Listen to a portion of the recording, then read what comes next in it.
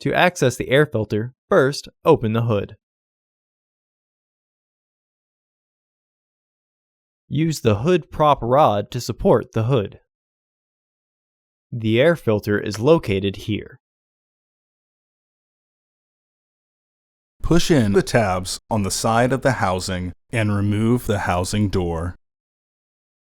Remove the filter tray. Remove the old filter from the tray and insert your new filter. Reinstall the filter tray. Reinstall the housing door. Remove the hood prop rod and close the hood. Order your parts today at filterheads.com.